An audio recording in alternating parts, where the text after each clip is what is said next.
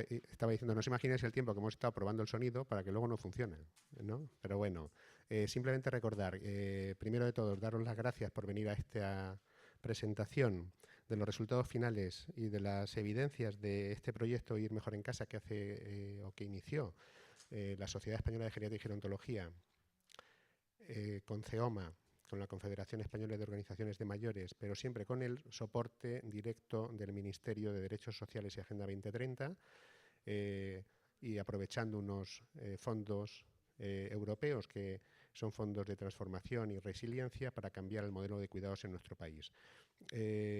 Un breve apunte, un recuerdo simple, que es que además de las personas que tenemos inscritas en la sala, que irán viniendo durante la mañana, que el tráfico en Madrid siempre es complicado, hay un centenar de personas en estos momentos en streaming que nos están siguiendo y también tendremos la oportunidad de revisualizar la presentación porque quedará grabada en el futuro y también haremos difusión, de manera que, en fin, que el impacto que queremos tener desde el punto de vista de difusión pues es muy importante. Yo ya me callo, voy a dar la palabra a Rosa Martínez, que es la secretaria de Estado de Derechos Sociales en este ministerio y que en estos momentos es la máxima responsable de impulsar, de animar a los proyectos que se están poniendo en marcha para hacer una demostración real en fin, de cómo se pueden hacer las cosas o qué horizontes podemos ir descubriendo para cambiar el modelo de cuidados. Rosa, cuando quieras que nos puedas inaugurar el acto, muchas gracias.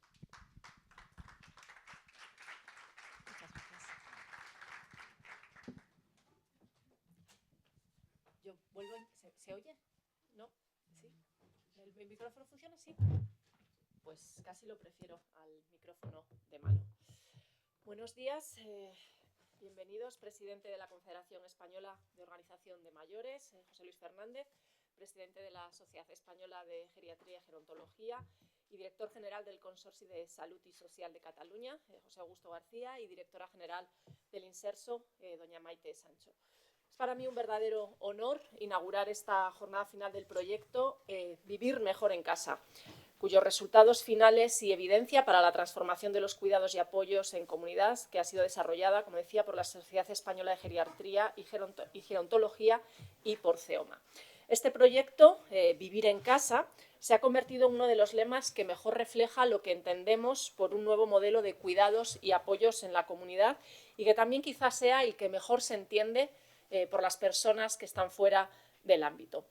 Este enfoque surge de un deseo, yo creo que ampliamente compartido y respaldado en diversos espacios de reivindicación e investigación.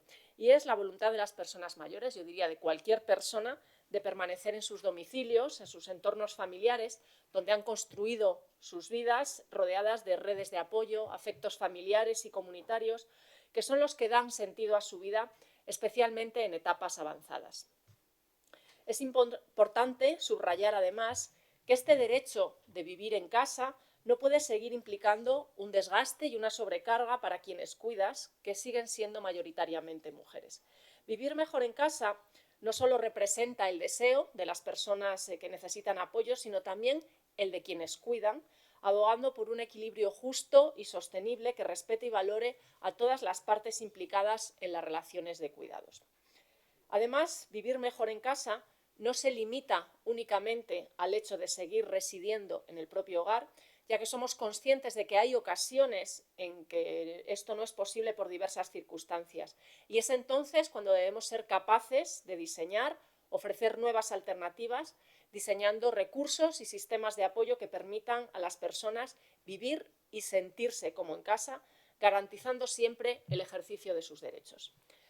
Pero todas las personas aquí presentes sabemos que para avanzar en este proceso de transformación cultural en España no basta con un deseo, no basta con una reivindicación, por muy legítima y compartida que sea.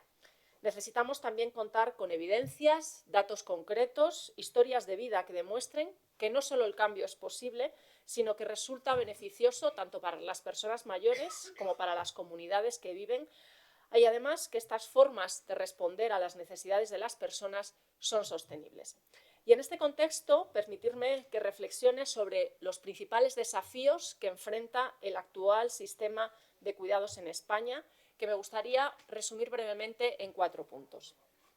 En primer lugar, destaca lo que podemos llamar el familismo no respaldado. Esto es, que los cuidados informales, mayoritariamente realizados por mujeres, son la base de los cuidados de larga duración sin el suficiente apoyo institucional o compensación.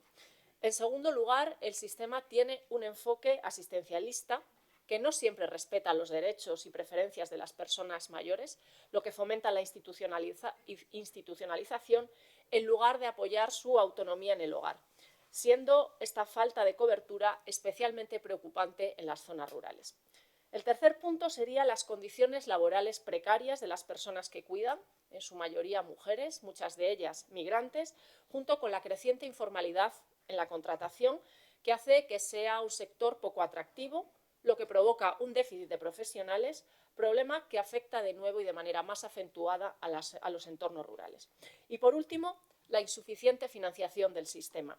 Con un gasto del 0,9% del PIB en cuidados de larga duración, estamos aún muy por debajo de la media de la OCDE, lo que agrava la situación, dejando a las familias con una carga mayor y fomentando lo que llamamos la mercantilización de los cuidados.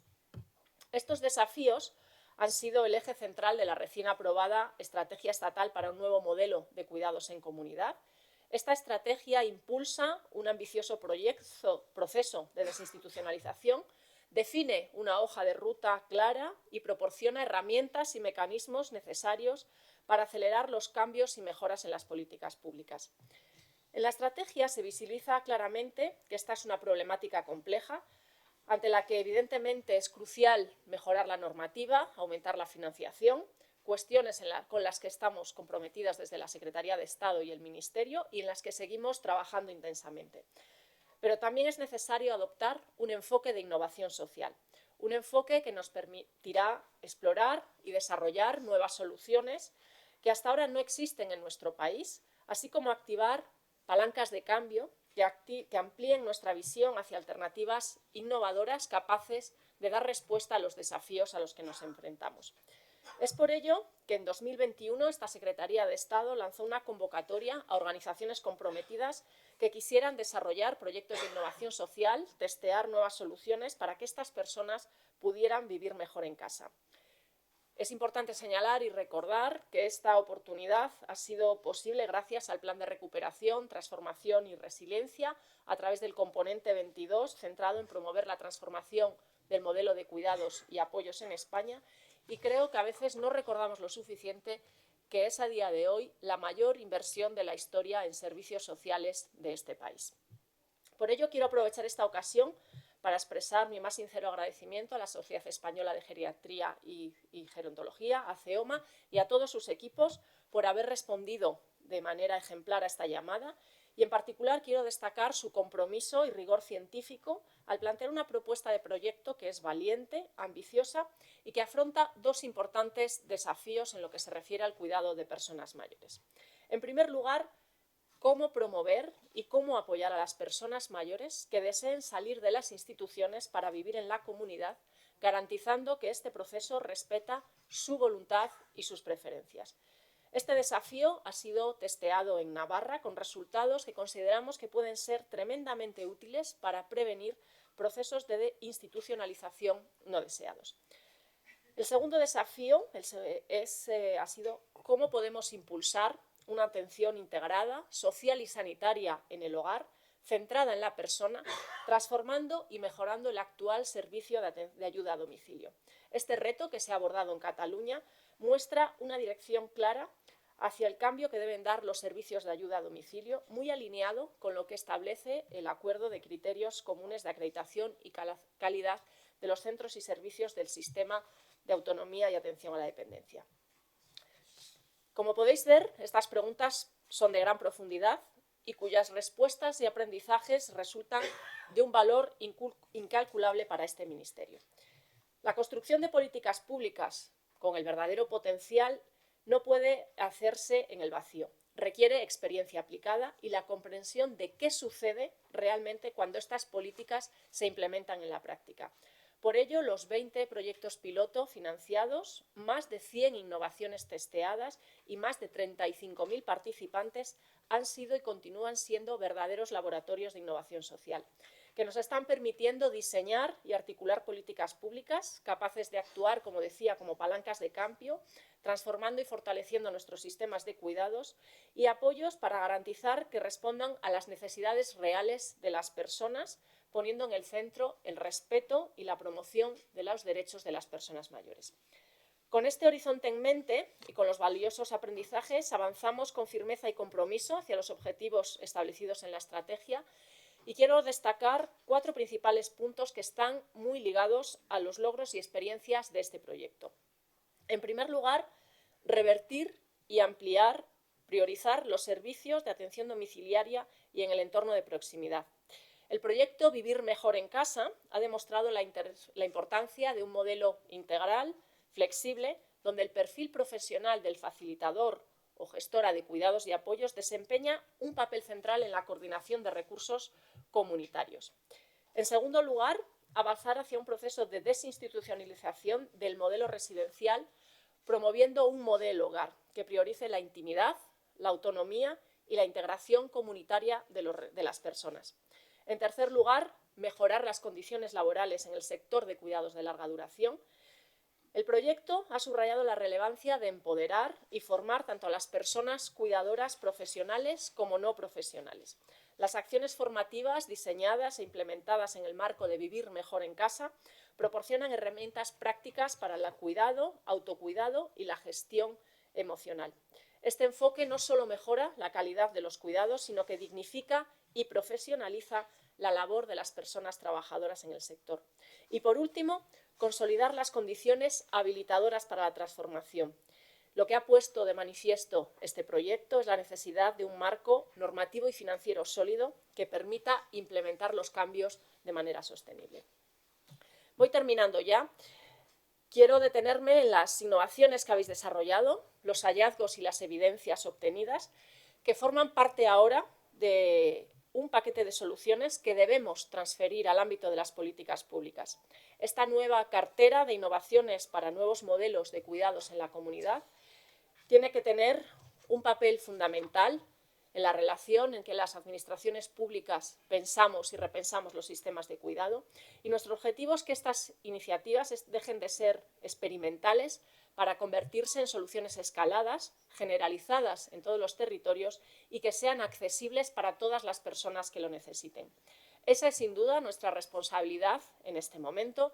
También para eso necesitamos el apoyo de las organizaciones que habéis desarrollado estas iniciativas. Finalmente, me gustaría recordar una idea que estamos repitiendo en distintos espacios relacionados con los proyectos de innovación social que van terminando a lo largo de estos meses y que creo que es especialmente relevante. En el ámbito de la innovación social, el final de un proyecto no es más que el inicio de nuevas posibilidades. Cada cierre abre una puerta a oportunidades inéditas con unos aprendizajes que nos permitan reimaginar, construir y avanzar hacia transformaciones más profundas y, estaréis de acuerdo conmigo, enormemente necesarias en el sistema de cuidados y apoyos. Os deseo una fructífera jornada. Muchísimas gracias a quienes habéis decidido pasar una mañana en el Inserso o vía online, aprendiendo y compartiendo experiencias, porque también el compromiso de las personas involucradas del sector es fundamental para que podamos seguir avanzando. Muchas gracias.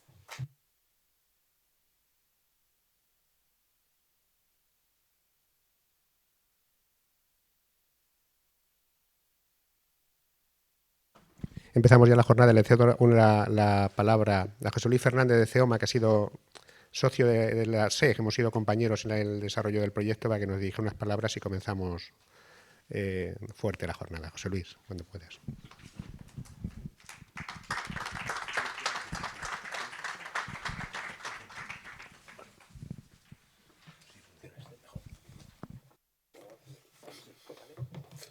Hola, buenos días a todos y a todas. Querida Rosa, secretaria de Estado, muchas gracias por estar aquí. Maite, directora general, José Justo. En fin, me parece que es importante empezar agradeciendo el esfuerzo que hemos hecho todos y todas para llegar aquí, y sobre todo a las instituciones que han hecho posible que hoy estemos aquí y podamos presentar estos resultados, que yo creo que son muy positivos, ¿no? Quería dejarlo por al final, pero lo digo al principio porque si no se me olvide. Las anécdotas, que me parece que son importantes. Comentaba una de las personas que han seguido este proceso en Navarra y que salió de una residencia y está en un apartamento, viendo que finalizaba teóricamente esta fase, quiero contaros que lo que nos ha pedido, para ver cómo la gente se integra y se pone fenomenal, nos ha pedido un ordenador, porque quiere escribir un libro. 80 años. Qué bien, ¿no? O sea, esto funciona. Cuando hay gente que está dispuesta a hacer eso, dices, es que eso lo podría hacer en otros ámbitos. No lo sé, pero aquí sí. Y por tanto, con esto quiero decir gracias.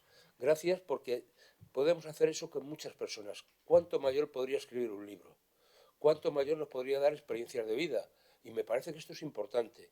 Por tanto, el que este proyecto de vivir mejor en casa, a mí siempre me recuerda este comentario de toda la vida, que bien se está en casa, ¿no? Es decir, todo el mundo está mucho mejor en casa que en casa ajena. Y en todo caso, cuando uno tiene que salir de casa porque tiene necesidad de ir a un centro residencial, oiga, que eso también sea su casa. Yo, en alguna época de mi vida, me he dedicado a la educación y siempre he combatido con los niños más pequeños que lo que entonces se llamaban guarderías o centro de educación infantil no podían ser aparcamientos de niños, donde al niño se le deja y me voy. Las residencias, cuando tienen que utilizarse, no pueden ser aparcamientos de personas mayores. Y esto es muy importante desde el punto de vista de la filosofía que estamos planteando. Creo que es importante que este programa que hemos desarrollado en colaboración con la SEC, es decir, con la Sociedad Española de Geriatría y Gerontología y CEOMA, creo que es un proyecto bonito, pero no solamente bonito, sino que es necesario. Es que lo que nos lleva a este proyecto es a poner a las personas en el epicentro de lo que queremos hacer. Lo que importa son las personas, su dignidad, su calidad de vida, su deseo de relacionarse y relacionarse en su entorno. Es decir, la gente mayor necesita un entorno amable donde estar, donde vivir y compartir. Es decir, cuando a veces hablamos de la soledad no deseada, lo que nos estamos encontrando es gente que puede vivir esa soledad rodeado de mucha gente, con la que no se relaciona, porque no tiene empatía, porque es un objeto más. Y son palabras un poco duras, pero no queremos tener objetos, queremos personas. Personas que sientan, que sean felices, que convivan, que se relacionen, que hablen, que paseen, que disfruten de la vida. Si llegamos a ser mayores y cada vez durante más tiempo vamos a prolongar esa situación, hombre, que esos años sean estupendos, vivámoslo bien, ¿no? Me parece que esto es algo clave y fundamental. Lo que estamos planteando, en definitiva, con este programa es que nuestros mayores disfruten de una vida digna, activa, saludable, promoviendo su integración plena en la sociedad, y por eso nos gustaría dar las gracias a todos los profesionales que hacen posible esto en el día a día, a toda la gente que trabaja y ha acompañado en este ámbito. También quiero hacer una reflexión a raíz de los cuidados y de los cuidadores. Me parece que, bien, más allá de los cuidadores profesionales, más allá del ámbito de la familia y que recae sobre las mujeres, yo creo que tenemos que declarar una guerra a la economía sumergida que se está montando alrededor de los cuidados. Y esto no puede ser. O sea, no puede ser que haya gente que haga negocio con los cuidados. Los cuidados son necesarios. Y por tanto, yo creo que esto es una campaña que tenemos que tener muy clara. Todo lo que tiene que ver con lo que llamamos cuidadores profesionales tienen que ser profesionales de verdad. Y tienen que tener una relación laboral estable, bien remunerada y bien cuidada. Porque eso también afecta de manera directa a cómo van a hacer su trabajo y a la dignidad de la persona que trabaja. Me parece que no podemos consentir, ni debemos consentir, y desde luego desde CEOMA vamos a hacer una cruzada por esta materia, de acabar con el negocio, iba a emplear el término chanchullo, sí, lo digo coloquialmente, chanchullo de los cuidados. Esas páginas web piratas que se dedican a intermediar sin ningún tipo de cualificación de las personas con las cuales se intermedian. Esto no dignifica los cuidados, sino todo lo contrario. Desde aquí tenemos que profesionalizar los cuidados, tenemos que hablar de esos certificados de profesionalidad, tenemos que hablar de formar también a las familias, a los cuidadores no formales, precisamente para que esa realidad y esa atención en el domicilio se pueda realizar de manera eficiente y eficaz. Este programa, que hoy vamos a presentar los resultados, sabéis que está subvencionado por este ministerio, por esta casa, y por tanto, por supuesto, vamos a agradecer en ese marco del plan de los Next Generation, los fondos de transformación y resiliencia. Bueno, bienvenido sea. Lo que queremos es continuidad. Es Es decir, acaba, pero ¿y ahora qué hacemos? Si esto ha funcionado y ha funcionado bien, ¿nos vamos a quedar aquí? Seguramente hay que plantearse, vamos a hacer algo más, ¿no? ¿Podemos hacer un segundo, un tercero? Lo importante es que esto no se acabe convirtiendo en una experiencia piloto, que ha salido muy bien, pero después, ¿cómo le damos continuidad? Y este es el paso. Es bueno que iniciemos acciones, pero es mucho mejor después continuarlas, desarrollarlas, y si esto después acaba de alguna manera consolidándose en un modelo, bienvenido sea, porque este es un buen modelo. Y está muy en la línea de lo que decía el secretario de Estado, de esa nueva estrategia de los cuidados, donde lo que queremos es que la gente pueda decir libremente dónde y de qué manera pueda estar y le demos los recursos necesarios para poder ejercer esa libertad. Porque no vale decir que quiero vivir en casa si no tengo una casa en la que pueda vivir. Y este es el problema a veces. Sabemos que muchas casas, muchos mayores no tienen sus espacios adaptados y eso es algo que habrá que abordar y algo que habrá que hacer. Y algo, necesariamente, que siempre decimos todos, habrá que financiar. Y los recursos son los que son, se invierte mucho, sigamos invirtiendo, porque invertir en los mayores es, no iba a decir una apuesta de futuro, pero sí es una apuesta de justicia, porque los mayores nos han dado mucho y seguirán dándonos. Yo creo que este tema que hablamos tanto y tan manido de la economía sirve, que está muy bien y es muy bonito, oiga, hagámoslo realidad, ¿no? El otro día había un dato, el 25% del PIB de la Unión Europea es debido a la economía de los mayores, a la economía silver. Esta es una realidad, ¿no? Por tanto, hagámoslo bien, ¿no? Vivir mejor en casa ha tenido como objetivo dos ejes fundamentales. Uno, que es preventivo, es decir, que es buscar una mayor y una mejor atención domiciliaria y retrasar el ingreso en residencias. Y otro, que tiene que ver con la desinstitucionalización. De luego nos hemos buscado una palabra un poco compleja, pero para que las personas mayores que están en una residencia salgan y vuelvan a vivir en su domicilio, en un hogar, en una casa, que me parece que esto es fundamental. Y hay que potenciar la atención domiciliaria y hay que fomentar la formación especializada de los cuidadores. Hay que crear redes de apoyo vecinal y de voluntariado y hay que colaborar con las autoridades locales, que son las que son más próximas. Es decir, vamos a volver a los barrios, vamos a volver al vecindario, vamos a saludarnos por los pasillos de las casas, vamos a dejar de ser seres unipersonales, vamos a relacionarnos. Qué bueno es saludar al vecino y por lo menos para poder saludarle, conocerle. Es decir, no nos aislemos en nuestros domicilios, hagamos vida en comunidad y potenciemos las actividades de comunidad. En España tenemos cada vez un porcentaje más elevado de personas mayores y yo creo que es una responsabilidad de todos el poder ofrecerles una buena atención, que se sientan bien, sobre todo cuando llegan a situaciones que puede ser de una mayor fragilidad. Bueno, me parece que ahí tenemos que estar especialmente pendientes para detectar, prevenir antes que curar. Y eso también viene mucho con la capacidad de detectar. Y entramos en la coordinación sociosanitaria, cómo la atención primaria tiene que detectar que esta persona puede tener un problema o cómo desde los servicios sociales puede detectar que esta persona tiene un problema clínico. Eso tiene que funcionar. Y no solamente sea una palabra de la que todos nos llenamos la boca de comentarla, la coordinación sociosanitaria hay que hacerla real. Y yo creo que en este caso también estamos en un ministerio que creo, y lo que estoy viendo, es que tiene y se coordina con el Ministerio de Sanidad, porque si no, al final, vamos, fijaros que yo me hago un planteamiento, es decir, las necesidades de una persona mayor no son únicas, son muy transversales. Necesitamos los derechos sociales, necesitamos la sanidad, necesitamos igualdad, hay que combatir el edadismo. Hablemos de pensiones y la garantía de las pensiones, porque al final, oiga, el mayor tiene que vivir y seguramente vive de su trabajo. Es decir, la atención adecuada de los mayores es un tema súper transversal. Yo no voy a entrar en esto que ha salido por ahí del Ministerio de Mayores, no me toca. Pero sí lo que me parece que tendríamos que darle una vuelta, y desde aquí lo sugiero, es por qué un estatuto del mayor, igual que un estatuto del trabajador, ¿por qué no nos planteamos hacer un estatuto del mayor? Con sus derechos y deberes. Bueno, no lo sé, pero a mí me gustaría, porque al fin y al cabo un mayor, oye, tiene derechos, tiene deberes. ¿Por qué no lo ponemos todo en un papel? ¿Por qué no pensamos en cómo desarrollamos esos derechos y dónde acudir si tengo que reclamarlo? Me parece que nos simplificaría a todos un poquito la vida, ¿no? Yo creo que ahora, más que nunca, necesitamos una visión en que pensemos que el envejecimiento pues es un síntoma de bienestar, no de malestar.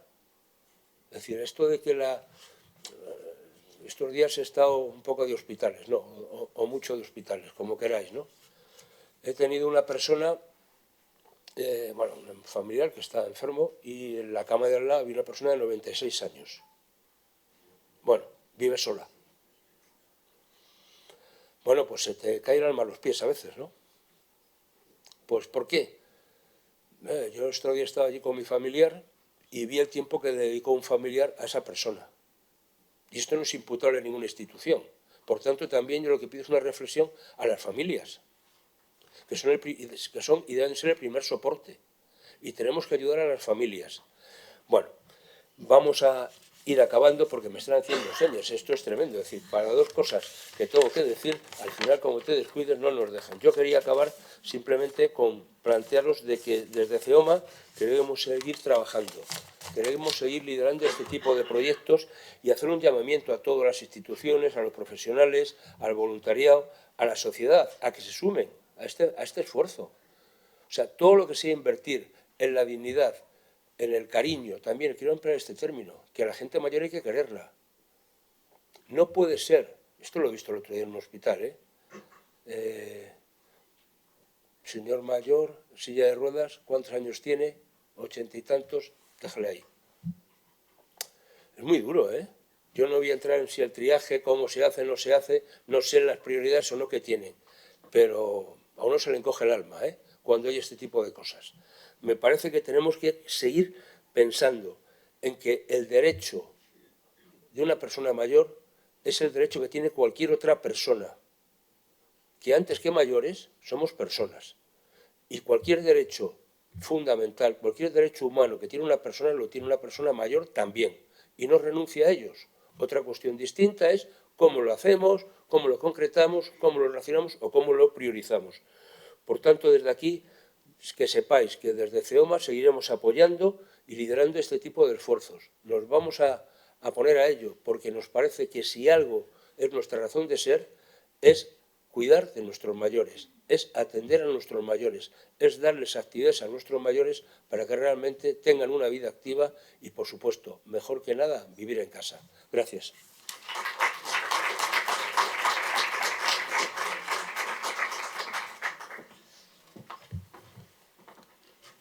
Gracias, José Luis. Utilizaré el micrófono porque se oye mejor en el streaming y también se oye mejor en algunas personas con discapacidad auditiva. Gracias, José Luis. Bueno, yo voy a presentar a la ponente que comienza el programa, la parte científica del programa, la parte de contenido importante, ¿no? Y de cambio en política social, que es Maite Sancho.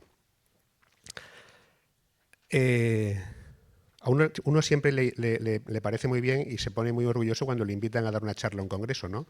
Y muy pocas veces cuando tiene que presentar a alguien, pero dejadme que hoy me ponga yo orgulloso de presentar a Maite Sancho, ¿no? ¿Por qué? Porque Maite Sancho, podéis pensar, lo que no las conocéis o no habéis seguido su trayectoria, bueno, pues que es un alto cargo de la administración porque es la directora general del Inserso, ¿no? Pero Maite Sancho es mucho más. Maite Sancho es psicóloga y gerontóloga, iba a decir de nacimiento, o sea, creí de convencimiento desde luego y de vocación desde luego, ¿no? Y una persona que ha desarrollado toda su vida en el ámbito de la gerontología, trabajando en proveedores de servicios, trabajando aquí en el Inserso, como funcionaria del Inserso durante mucho tiempo. Formó parte del equipo que empezó a redactar la primera ley de dependencia, que era algo realmente de cambio importante aquí en la sociedad. Y dentro del ámbito de gerontología ha colaborado también científicamente con organismos internacionales. Ella ha estado trabajando en envejecimiento con la OCDE o ha estado trabajando en envejecimiento, en políticas de envejecimiento y de servicios sociales de la Unión Europea. Y eso hace que hace un par de años la ONU, que la ONU es un organismo importante, la eligiese entre las 50 personas con mayor capacidad de influencia en políticas de envejecimiento y envejecimiento activo en el mundo. Y eso, pues, eso digamos que trasciende mucho a la figura de lo que ocupa ahora mismo el cargo, que es la directora general del Inserso. Y entonces, claro, cuando uno dice, oiga, Maite, háblanos de algo, es que le puedes pedir de todo a Maite. Puedes decir, oye, háblame de gerontología social, háblame de impacto de las personas pobres mayores, háblame de cómo impacta el sexo en personas mayores, del cuidado domiciliario. Pero como sabemos que ahora está muy liada en intentar mejorar la ley de dependencia que tenemos para desencorsetarla de ciertos corsets que tiene y poder empezar a aplicar estas políticas nuevas que están diseñando desde la Unión Europea y desde el Ministerio de Derechos Sociales, que hacen que la gente esté mejor en su casa, le hemos dicho, Maite, dinos un poco cómo va esto que estáis haciendo en la ley de dependencia. Y oye, muchas gracias por tu tiempo.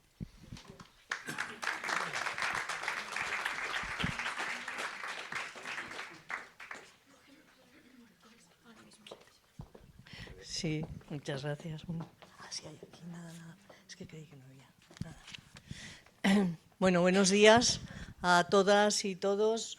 Buenos días, secretaria de Estado, presidente de CEOMA. ¿Se oye mejor así, no? ¿Sí? Vale.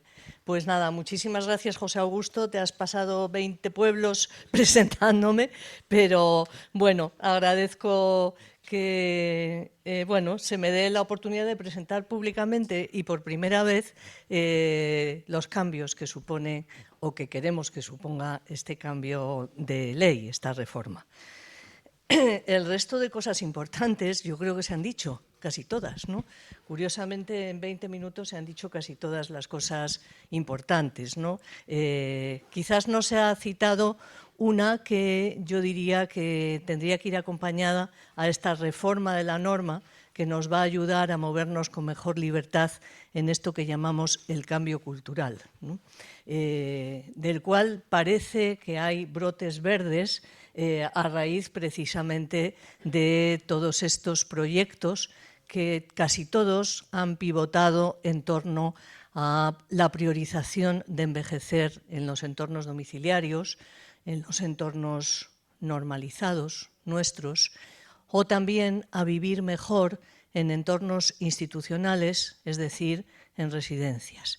Y algunos se han arriesgado a esto de la desinstitucionalización, como es el proyecto que hoy nos une y nos reúne aquí, del cual pues yo creo que lo primero que puedo hacer es felicitaros, ¿no?, por el trabajo realizado y porque además sé que tanto la Sociedad Española de Geriatría y Gerontología como CEOMA y como todos los equipos técnicos que han participado en este y también en otros proyectos, pues seguís comprometidos en este trabajo del cual estamos en sus comienzos. Y digo en sus comienzos no solo de estos 3 años, sino algunos que habíamos empezado a sacar la cabeza en relación con este tema hace ya pues unos 10 años y todavía tenemos que decir que estamos en los comienzos, porque esto es una historia en construcción permanente, creo que esto es muy importante y esto es el comienzo de una historia que no tiene fin, porque va a estar precisamente en una posición de cambio. Y para todo eso, pues es verdad que es importante tener un marco normativo que apoye o que respalde ese cambio.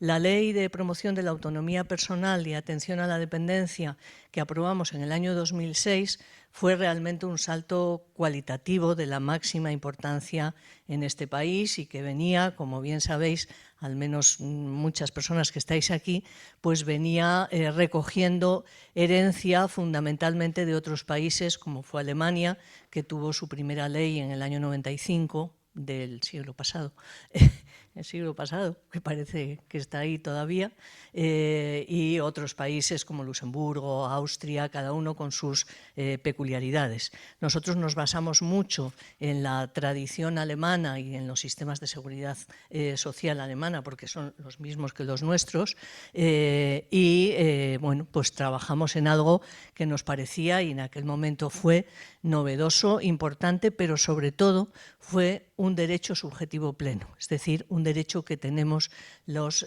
ciudadanos en relación a los cuidados que necesitamos y los apoyos cuando los necesitamos, ¿no? Luego, pues bueno, esto ha tenido su recorrido y ya hace poco tiempo, pero bueno, ya en la anterior legislatura se empezó a trabajar en una, llamémosla, actualización de esa ley, por no decir en una reforma que al final, pues yo creo que sí es una reforma bastante en profundidad de esa ley. Esta reforma está todavía en el cajón, ha salido un poquito del cajón y se ha encontrado con un ministerio que todos conocemos, del cual casi no voy a decir ni su nombre, que tiene que ver con la financiación y con el dinero, y entonces ahí está un poquito parado. Con lo cual, pues claro, necesitamos muchísimo la conciencia social, el apoyo social, el apoyo de las sociedades científicas, de las organizaciones de mayores, pero también de personas con discapacidad, porque este cambio de ley afecta al ámbito de la discapacidad y al ámbito de las personas mayores. Bueno, en realidad son ámbitos bien parecidos y a veces encontrados, ¿no? Y realmente yo ya hace mucho tiempo que digo, afirmo y estoy totalmente convencida de que los cambios sociales solamente se producen cuando hay presión social. Nos guste o no, pero es así, ¿no? Y claro, quizás los cuidados todavía no están en la categoría de presión social, curiosamente, ¿no? Pero no lo están. No lo están quizás porque tiene demasiada fuerza esta tradición, y mucho más en los países del sur, de que esto es un asunto que se dirime en el ámbito de la intimidad, en el ámbito doméstico, en el ámbito de las mujeres. Porque claro, las mujeres estamos aquí hoy, ¿no? Y por lo tanto, para nada renunciamos a nuestro papel valedor y de acompañamiento a las situaciones de los cuidados y a las necesidades que tienen. Seguimos siendo y vamos a seguir siendo seguramente la principal fuente de provisión de cuidados, pero necesitamos obviamente el apoyo profesional, como se ha comentado anteriormente. Y todas esas cuestiones son las que de alguna manera se matizan en este momento en la reforma de la ley.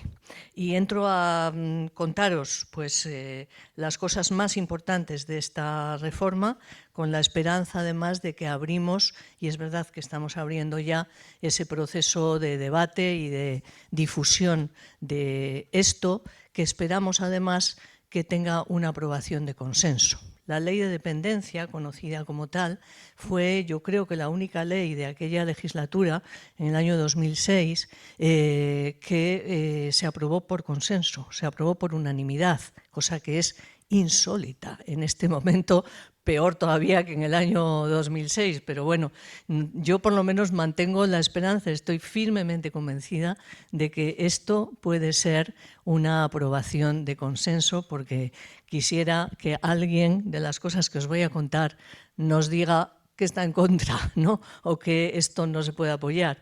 Es imposible, porque cuando hablamos de cuidados, cuando hablamos de personas, cuando hablamos de personas que cuidan, estamos hablando de necesidades muy importantes en la vida de las personas, ¿no? Es difícil el oponerse a esto, con lo cual yo os animo a que apoyemos esta iniciativa y a que además sea, no sé si la primera, porque la primera ha sido la ley ELA, que también es una muestra muy clara de acuerdo razonable, democrático, por parte de, bueno, pues sobre todo de nuestros representantes en el Parlamento, ¿no? Ojalá sea así. Os cuento así como los asuntos más esenciales. ¿Me avisas antes? Porque bueno, vosotros también os habéis pasado en tiempo, pero yo no quiero pasarme demasiado, y además esto es como largo o corto, y no sé si queréis que luego pues podamos comentar algo o no, eso como veáis, ¿no? Pero bueno, algunos comentarios un poco de marco, ¿no? O sea, ¿qué se pretende con este cambio? Cuando hicimos la ley, que la llamábamos Ley de Dependencia, por fortuna apareció el mundo de la discapacidad, que exigió que esa ley, además de hablar de dependencia, hablase de autonomía, es decir, de capacidad de creación de un proyecto de vida, de capacidad de decisión sobre mi vida. En este momento, y claro, yo creo que ha sido un gran favor que nos hizo el mundo de la discapacidad, la verdad, y no esta mirada tan carencial que siempre está tan asociada a la vejez, ¿no? En este momento, esta ley lo que intenta es, o sea, este cambio, perdón, o esta reforma de ley, lo que intenta es afianzar precisamente eso, ¿no? Ese concepto de autonomía que pensamos que es vital para el desarrollo de las personas, necesitando pocos o muchos apoyos, pocos o muchos cuidados, pero que la autonomía sea, digamos, la líder de cualquier tipo de intervención en torno a una persona que necesita cuidados, de manera muy especial a las personas que tienen algún tipo de deterioro cognitivo. Ya sabéis, ¿no?, esta frase nefasta, en mi opinión, de como no se enteran, pues, ¿no?, bueno, pues vamos a pensar que de algunas cosas claro que se enteran y que tienen el derecho de autonomía también, a pesar de, con lo cual, pues es verdad que estamos ante retos difíciles. Eso ha llevado además a hacer una revisión de todo el contenido de la ley con algunos cambios en los principios, introduciendo algunos principios nuevos, introduciendo algunos derechos nuevos, tanto de las personas que necesitan cuidados como de las personas que van a cuidar, tanto en el ámbito familiar como en el ámbito profesional. No voy a entrar en detalle todo eso porque llevaría mucho tiempo, pero algunos que quizás son además interesantes conocer ya de cara a la aplicación y a nuestra actividad profesional cotidiana es, por ejemplo, el de actividades de la vida diaria. Se suprime el concepto de actividades básicas y actividades instrumentales basándose precisamente en la Convención de Derechos de las Personas con Discapacidad que se aprobó en Naciones Unidas en el año 2007. Fue hermana prácticamente de la aprobación de la ley, ¿no?, que fue 2006. Esto necesita larga explicación, que la dejamos para otro día, pero lo que hace es ampliar el concepto de actividades y no categorizar, precisamente porque en la Convención se defiende totalmente la autonomía de las personas. Luego hay algunas actividades que se consideraban instrumentales y, por lo tanto, de alguna manera un poco secundarias, que se incorporan a este concepto por pensar que a día de hoy estas actividades son muy importantes, ¿eh? Por ejemplo, salir fuera, todo lo que tenga que ver con la integración en la comunidad o la integración en el entorno, ¿no? Otros conceptos que se revisan es el de vida independiente, obviamente muy asociado al movimiento de vida independiente del ámbito de la discapacidad, o el de proyecto de vida, ¿no? Pero bueno, algunos otros, en cuanto a principios, pues bueno, yo creo que se incorporan algunos como la personalización, porque lo que pretende esta reforma es precisamente introducir y adaptar a esta nueva cultura en relación a los cuidados, ¿no? Adaptar la norma para que la norma no sea un impedimento de desarrollo, de innovación y de desarrollo de experiencias como la que hoy se presenta aquí, ¿no? Creo que esto es importante porque sí es verdad que esta norma anterior circunscribe demasiado a un planteamiento, llamémoslo muy clásico, del abordaje de la atención de las personas en situación de dependencia. Y aquí se abre, se introduce la personalización, se introduce el respeto a la libertad de elección, que como sabéis es muy escaso cuando se habla de dependencia, cuando se habla de largas listas de espera y cuando se habla de unos programas de intervención, los PIAs famosos, que en la mayoría de los casos están diseñados por un profesional o una profesional que pregunta poco, porque tiene mucha prisa, ¿no?, entre otras cosas, pero o porque no tiene los recursos que la persona desea, que esto también es muy importante, que a lo mejor una persona desea un tipo de recursos que no están disponibles en este momento en el sector público, ni siquiera a través de prestaciones económicas y de su potencial compra en el sector privado, ¿no? Con lo cual, pues bueno, creo que el dar importancia a todo este tipo de medidas que garantizan la autonomía, que garantizan la capacidad de decisión y que son más sensibles a los deseos y preferencias de las personas, creo que es un avance importante. Y luego los derechos también a recibir cuidados, a recibir apoyos personalizados, a elegir el lugar de residencia y dónde y con quién vivir. Esto, como podéis imaginar, tiene una trascendencia enorme, ¿eh?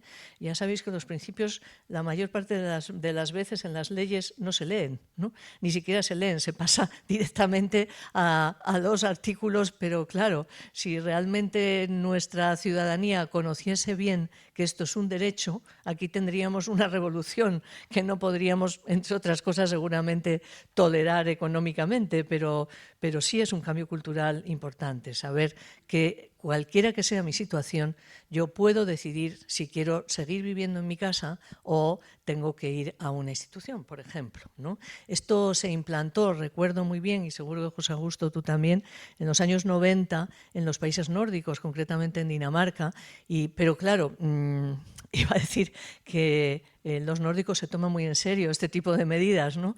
Y entonces el garantizar que una persona elige cómo va a vivir, pues generó muchísima revolución en cuanto a personas que quisieron quedarse en su casa siempre, ¿no? Con deterioro cognitivo y además allí en aquel momento con un porcentaje ya muy alto de personas que vivían solas. Ahora lo tenemos aquí, que esto también complejiza mucho cuando hablamos de atención a situaciones de dependencia y de cuidados. Vivir solo o sola es un elemento discriminador absolutamente del tipo de recursos que vamos a poder ofrecer o que esa persona va a poder disfrutar con independencia casi de su situación. Es decir, que todo eso, bueno, pues son asuntos importantes. Otro de los derechos que se reconocen es recibir una atención libre de sujeciones. Imaginaros toda la tarea que, por cierto, CEOMA lidera con gran eficacia, pero tenéis bastante trabajo todavía. Me temo que tenéis demasiado trabajo para que consigamos trabajar en un mundo libre de sujeciones, que además ni siquiera, insisto, hay conciencia también suficiente de que eso es un derecho de las personas y de que además es posible, ¿no? Porque generalmente, como bien sabéis, hay cierta reticencia, resistencia por parte de las mismas familias a liberar de sujeciones a sus familiares porque consideran que así están más seguros. Bueno, esto da también para hablar largo y tendido sobre ese tipo de seguridad que no sabemos si es la que querrían. Desde luego, la que yo querría como persona mayor no es esa, sin ninguna duda, ¿no? Ni la mía ni la de cualquier otra persona que piense un poco qué es vivir con sujeciones físicas o químicas, que también tienen un peso enorme, ¿no? Se habla también de derechos de personas cuidadoras no profesionales, se habla de coordinación sociosanitaria y como un derecho recibir una atención sanitaria en igualdad de condiciones que el resto de la ciudadanía, sea cual sea su lugar de residencia. Como podéis imaginar, esto cambia mucho la situación de la atención de una manera muy clara en residencias, ¿no?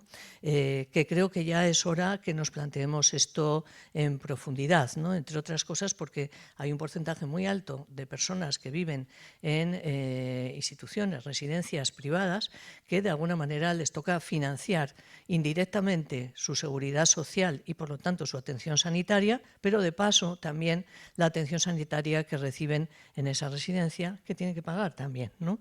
O también se pagan a través de la concertación de plazas con financiación pública en los centros privados. Bueno, este es un tema que también está en la mesa. Estamos ya con el Ministerio de Sanidad viendo a ver cómo realmente podemos llevar a la práctica lo que ya sabemos desde hace muchísimos años. Todas estas cosas se llevan hablando muchos años, pero no avanzamos demasiado. Avanzamos un poco de vez en cuando, pero luego con facilidad volvemos atrás, ¿no? Por eso es tan importante tener una norma que nos proteja, ¿no? Bueno, yo creo que también se le da mucha importancia y se incorporan prestaciones destinadas a la prevención de las situaciones de dependencia y a la promoción de la autonomía personal. Bueno, más asuntos. Quiero sobre todo centrarme en el catálogo de servicios porque creo que es lo que de alguna manera se puede entender a la primera, pero hay dos asuntos que son muy importantes y que van a generar bastante debate con las comunidades autónomas. Una es el periodo suspensivo, que yo creo que conoceréis algunas personas que estáis aquí, de 2 años para iniciar la percepción de una prestación económica. Esto se instauró en la crisis, en el 2000, no me acuerdo si era 2009, 2010, que claro, de alguna manera vulneraba directamente el derecho, y yo diría que en este caso de muchas familias, a recibir una prestación económica hasta pasados 2 años, cuando, por ejemplo, la esperanza de vida de las personas que viven hoy en instituciones está en torno a ese tiempo, más o menos, ¿eh? Con lo cual, era muy fácil que miles de personas se quedasen sin ningún tipo de prestación, ¿no? Claro, esto se ha eliminado. De hecho, defendemos que no va a tener tanto impacto económico porque solamente hay una comunidad autónoma que lo conserva, que es Andalucía. Eso sí, que es muy grande, pero yo creo que hay un convencimiento en toda la administración autonómica de que esto no puede ser. Esto es una vulneración de los derechos claramente de las personas que lo necesitan. Por lo tanto, esto es importante. Otro derecho importante que creo que también va a generar bastante debate es esto de la prestación económica para cuidados en el entorno familiar, la PCEF, que conoceréis muchas personas con ese acrónimo, que apoya a las personas cuidadoras no profesionales. Ampliamos en este caso el concepto de persona cuidadora al entorno familiar o relacional. ¿Eso qué quiere decir?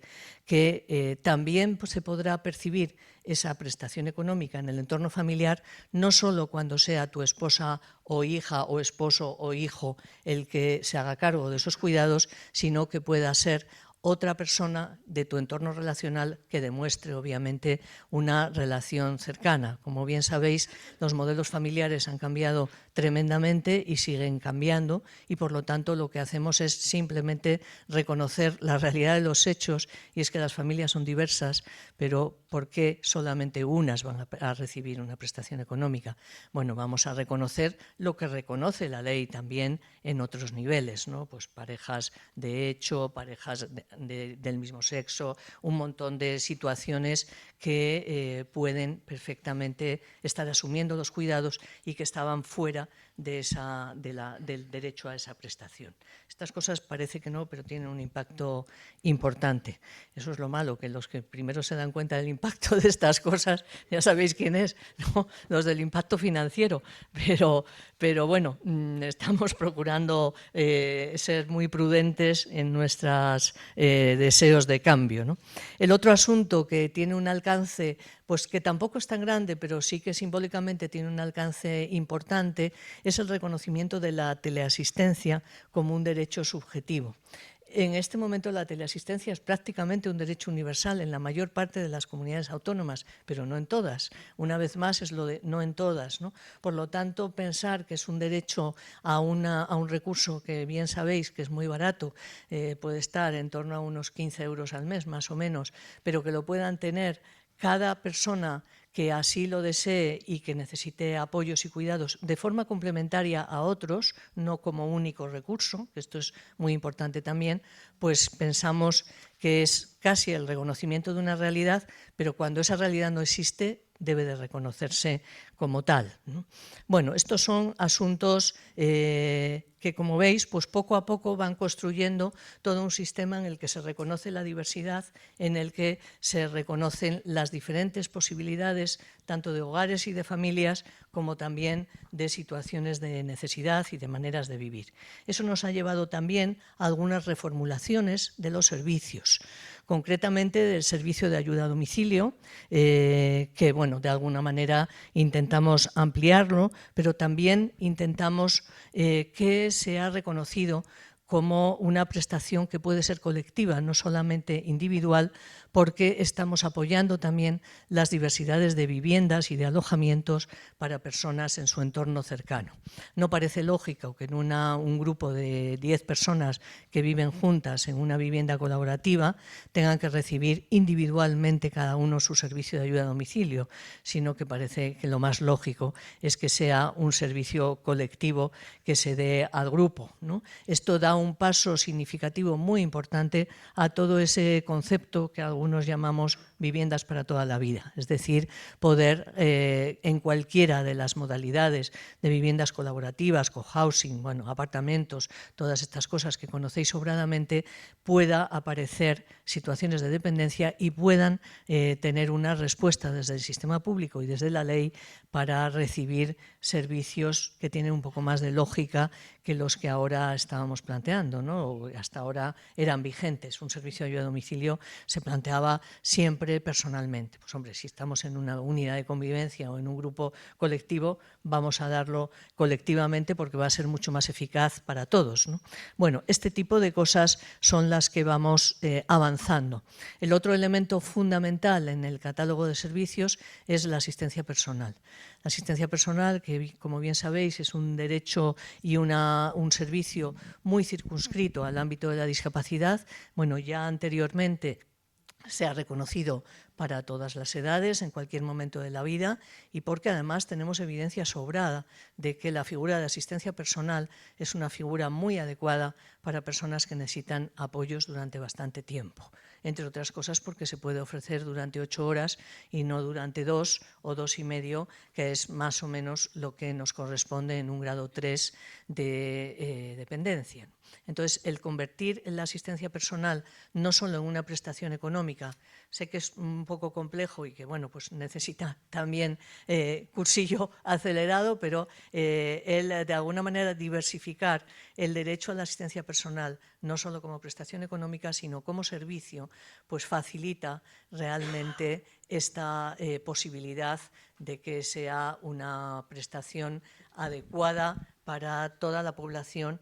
Y bueno, pues claro, yo ahí tengo que decir que la experiencia de Guipúzcoa, en la que he aprendido mucho y he trabajado mucho también, pero creo que es totalmente contundente, ¿no? La experiencia de Guipúzcoa en este momento tiene en torno a 7.000 asistentes personales, recibe alguna crítica por el modelo de cotización que tienen los asistentes personales, pero son todos profesionales, por supuesto, en situación de legalidad, nunca en situación oculta, que eso ha sido un paso muy importante, todas acreditadas, además, al igual que las profesionales de los servicios de atención domiciliaria, y en el análisis, digo porque en esto sí que yo he participado, en el análisis de toda la base de datos que tiene la Diputación de Guipúzcoa sobre perceptores de prestaciones, aparece con una claridad meridiana cómo las personas que tienen asistencia personal retrasan en torno a 5 años su ingreso en un centro residencial. Luego, esto es contundente, está publicado, por lo tanto pues podéis acceder a ello, pero claro, es una base de datos importante y creo que merece la pena conocer estas experiencias para ver que hay otros mundos posibles en cuanto al acompañamiento de la casa, porque si no nos podemos, digamos que asfixiar con el modelo tradicional que tenemos fácilmente, ¿no? Porque es muy escaso para personas que necesitan 24 horas. La salida de asistencia personal, bueno, yo como veréis soy una defensora total de esta figura profesional porque creo que es muy eficaz. Cuanto más gravedad en situación de dependencia, mejor todavía. Así que creo que esto es importante. Bueno, está también, pues eso, los servicios de cuidados y apoyos, todo esto está en el ámbito de ese cambio o esa ampliación del concepto de alojamiento que introducimos en la ley. Ya no solamente hablamos de residencia, y de residencia hablamos de otra manera, digamos, desde una concepción mucho más actualizada, como la que seguro que habéis estado trabajando en este proyecto, defendiendo entornos hogareños, defendiendo otra manera de vivir en residencias, partiendo de la consciencia de que realmente la mayor parte de las personas que viven en nuestras residencias no van a salir de ellas, aunque vosotros tenéis por fortuna la experiencia que demuestra que sí es posible que algunas salgan, pero hay otras que no.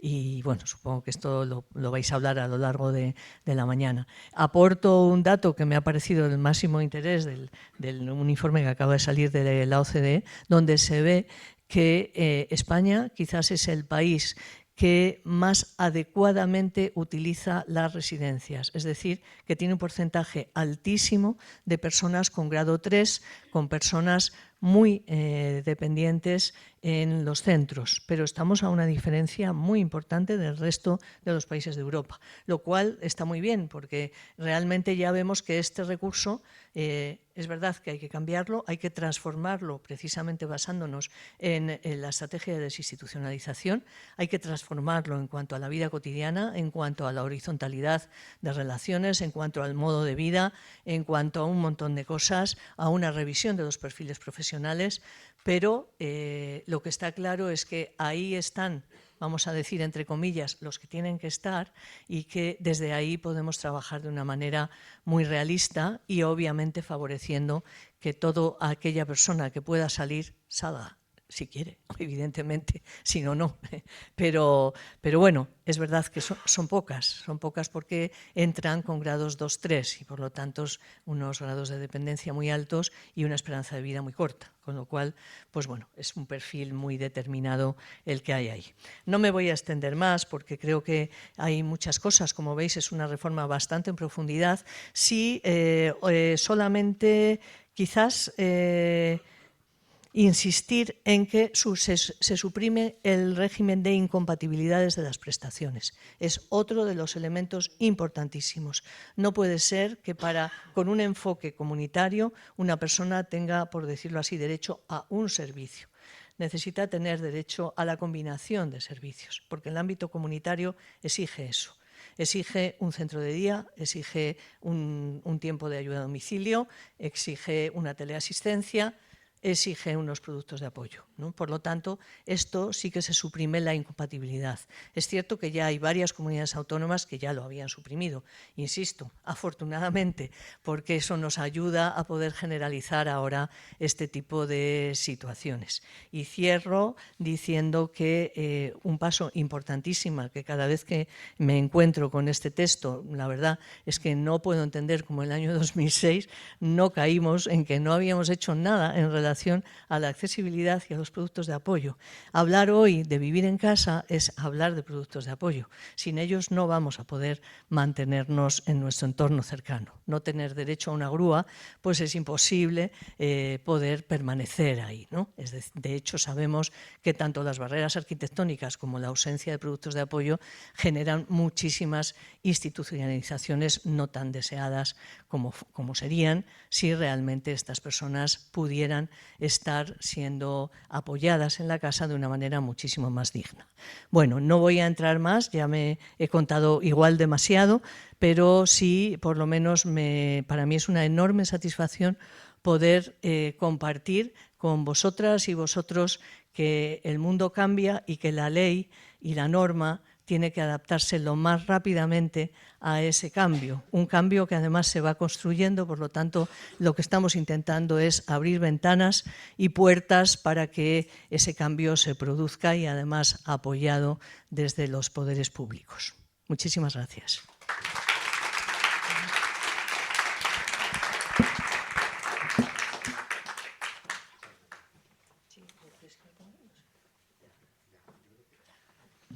Si os parece, vamos a seguir el programa de la jornada. Ya sé que hay muchísimas preguntas que le haréis a Maite hoy, que estaríamos hablando mucho tiempo, pero ya vamos muy apretados de jornada, ¿no? Y empezamos a presentar la experiencia del componente preventivo en Cataluña. Y le pido, por lo tanto, a Eduard Minoves que nos presente ya los resultados finales del estudio de intervención.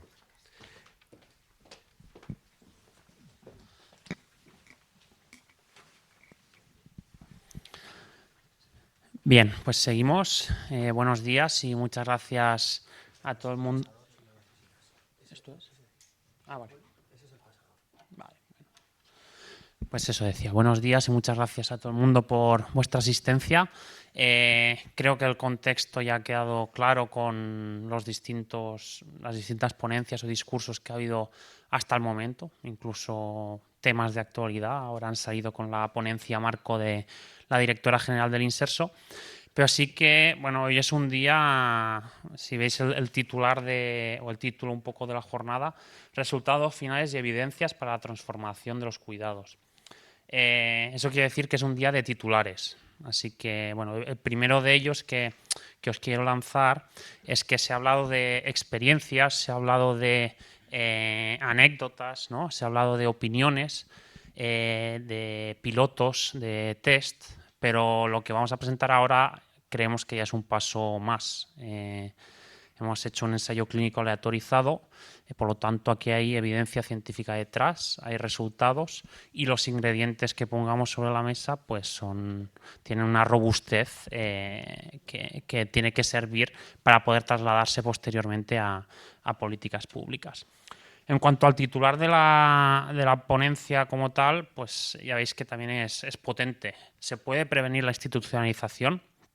Aquí no os voy a dar el spoiler todavía, pero sí que os avanzo que no hay una respuesta dicotómica para eso, de si sí o si no, sino que vamos a desgranar los distintos ingredientes que pueden facilitar o poner barreras a esta respuesta, ¿vale? Así que eso es lo que trataré conjuntamente con mi compañera Sandra de explicaros a continuación. El componente preventivo de Cataluña se realiza básicamente en 2 municipios, en Manresa y Reus, y yo personalmente he estado vinculado más a Reus, he sido la persona de referencia, y Sandra lo ha estado yo a Manresa y Sandra en Reus.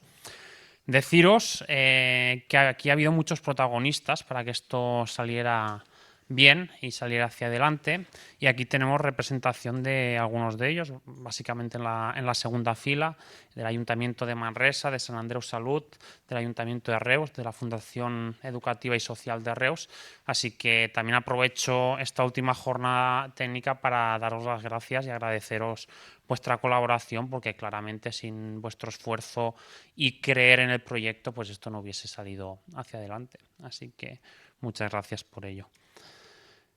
En cuanto al contexto, no me voy a entretener porque se ha dicho de sobras la situación que tenemos, pero sí que hacer el inciso de que, bueno, para combatir a todo esto y ligado a la ley de dependencia inicial de la que nos hablaba la directora del Inserso, pues se creó el servicio de ayuda a domicilio para satisfacer esas necesidades de las personas o para garantizar su autonomía en sus domicilios. Vemos que los datos que teníamos antes de la convocatoria del proyecto era que en Cataluña este servicio era de 20 minutos al día solamente en 2018, algo que distaba mucho de lo que nos encontrábamos en países nórdicos. Sí que es cierto que esto comportaba pues, ciertas consecuencias, ¿no? Pues, una mala calidad de vida de estas personas, una aceleración de la pérdida de capacidades o, que también ha salido el tema, una sobrecarga de los cuidados no profesionales. Poniendo todo esto en contexto, ¿no? Pues creíamos que era conveniente actuar sobre ello. Así que nos planteamos una hipótesis inicial, hay subhipótesis, pero esta es la inicial, de que una intensificación de este servicio de ayuda a domicilio a dependencia pues podía ayudar a retrasar o evitar la institucionalización de estas personas. Para ello nos planteamos el objetivo principal muy relacionado con esto, pero planteamos también objetivos secundarios y es ver el efecto de esta intensificación en estas personas en cuanto a su estado de salud y psicosocial. En segundo lugar, también ver el impacto en las personas cuidadoras no profesionales que las acompañaban. Y por último, comprobar también el uso de recursos en ambas. Así que para ello, como he dicho, nos basamos en la metodología científica y diseñamos un ensayo clínico aleatorizado. Pasamos por las distintas fases que hay que pasar en estos casos, siguiendo guías estandarizadas, superando comités éticos, registrando los protocolos en las guías o en las plataformas también indicadas, y nos pusimos manos a la obra. ¿Quién queríamos que participara en este proyecto? Pues hablábamos básicamente de diadas, que los que me habéis escuchado en otras ocasiones ya sabréis qué es, pero los que lo hacéis por primera vez, nosotros consideramos la diada el binomio entre persona usuaria del servicio de ayuda a domicilio con dependencia conjuntamente con su persona cuidadora no profesional, que podía ser familiar o no, pero persona cuidadora no profesional, ¿vale? Entonces, bueno, pues miramos o contabilizamos un poco los candidatos que podía haber a ello y hicimos un cálculo muestral en que nos salía que para poder dar respuesta a estos objetivos necesitábamos 160 diadas. Sí que es verdad que era un cálculo muestral sobre una base teórica, porque no hay evidencia científica previa sobre este tema y por lo tanto pues era un cálculo muestral aproximado, pero no sabíamos qué nos encontraríamos, pero sí que trabajamos sobre ello. De estos participantes, pues de manera aleatoria se dividieron en un grupo control en que seguirían recibiendo la intervención del SAT que recibían hasta el momento y un grupo intervención. En este caso, ahora os explicaré en qué consistía la intervención como tal. Básicamente se fundamentaba en 3 puntos clave o en 3 pilares y el primero era esta intensificación del servicio de ayuda a domicilio, con unos baremos que pusimos, que era un mínimo de 1 hora diaria hasta un máximo de 3,5 horas diarias, de lunes a domingo y sin copago. Bueno, esto ya creíamos que era un salto importante. El segundo elemento importante era la formación a estas personas cuidadoras no profesionales. Formación en cuanto a autoorganización, en cuanto a aspectos de salud mental, en cuanto a aspectos también de manejo de estas personas, manejo más físico, ¿no?, de estas personas cuidadoras y de estas personas usuarias incluso. Y por último, pues hacerlo desde una mirada flexible de autoorganización y basada en el modelo de la ICP, centrado en la persona, teniendo en cuenta el punto de vista de la familia, de la persona usuaria, intentando adaptarnos a sus necesidades. Así que creíamos que estos 3 elementos nos podían ayudar a satisfacer y dar respuesta a los objetivos planteados. Al ser un ensayo clínico, pues sí que algunos aspectos los debíamos de tener muy claros. El primero de ellos era que ¿quién realizaba estas valoraciones? Pues éramos los investigadores del proyecto, tanto Sandra o yo, que éramos personas cegadas a la aleatorización. O sea, nosotros íbamos a los domicilios, pero no sabíamos si las familias que estaban participando en el proyecto pertenecían al grupo control o al grupo intervención. Y realizamos las valoraciones a ambos, a las diadas, tanto a la persona cuidadora no profesional como a la persona usuaria. Registrábamos todo esto en una plataforma que se llama Cleanapsis, que era una plataforma en un entorno virtual, pero lo que nos permitía era garantizar la confidencialidad de estos datos y también que no se perdieran, porque ya sabéis que el modo papel pues, puede facilitar que después haya fuga de estos datos registrados. Y por último, pues tenemos una variable principal que en este caso tuvimos que cambiarla ya con el proyecto empezado. Y esto es importante porque después a la hora de interpretar los resultados vamos a hablar de ello. En un principio lo que queríamos contabilizar era si había diferencias en el ingreso en residencia entre el grupo control y el grupo intervención. ¿Qué pensamos? Que bueno, quizá en 15 meses que duraba el proyecto no era un tiempo suficiente para poder tener respuesta a esto. Y después también nos encontramos, por lo menos en Cataluña, que había muchas familias que, por desgracia, ¿no?, se tenían que apuntar o se apuntaban o hacían su solicitud de ingreso en residencia a modo preventivo. Quizá en ese momento no lo necesitaban, pero viendo las listas de esperas que podía haber, pues hacían esta solicitud. Por lo tanto, esta información tampoco nos acababa de dar la respuesta que nosotros necesitábamos o no era fidedigna del todo. Así que decidimos que la variable principal del proyecto sería el deseo de ingreso en residencia. Ante la pregunta, si la semana que viene tuviera la oportunidad de ir a una residencia geriátrica, ¿estaría dispuesto? Y eso es lo que consideramos principalmente para este estudio. Realizamos distintos tipos de valoraciones, unas más completas, otras más de seguimiento. Las más completas se realizaron en un inicio y de manera trimestral. En los domicilios de estas personas, acudíamos a estos domicilios y hacíamos una valoración geriátrica integral, básicamente, teniendo en cuenta aspectos pues de salud, aspectos psicosociales, aspectos sociodemográficos y también de uso de recursos. Después, durante cada mes, pues también contactábamos, en este caso con el servicio de ayuda a domicilio de cada municipio, para controlar ciertos aspectos de posibles desenlaces, pues ya sean abandonos, ya sean cambios o sean, por ejemplo, fallecimientos. Así que teníamos un control tanto trimestral como mensual durante estos 15 meses. Aquí está básicamente todas las variables que recogimos, que no me entretendré ahora, pero las podéis consultar en el protocolo publicado, que después os lo pondré, y está todo el detalle. Y un poco este es el esquema que seguimos, que terminó en los 15 meses, terminaron pues a finales de septiembre, y lo que se ha hecho desde esa fecha hasta ahora pues es analizar estos datos de manera detallada. Esta es la plataforma que os comentaba antes, en que nosotros íbamos a los domicilios con una tablet que tenía conexión a internet y registramos de manera inmediata, en ese mismo momento, toda la información de las personas usuarias y de sus familiares o personas cercanas que se dedicaban a estos cuidados no profesionales. Así que, bueno, hemos trabajado con análisis estadísticos estos días. De hecho, ha liderado esta tarea la Fundació Salud i Envelliment, que imagino que desde la pantalla nos estarán escuchando. Así que espero también que agradecerles y espero que también podamos explicar de la manera que se merece este trabajo. Este es el protocolo que os comentaba. Está publicado en la Revista Española de Geriatría y Gerontología desde hace ya unos meses, desde el 2023.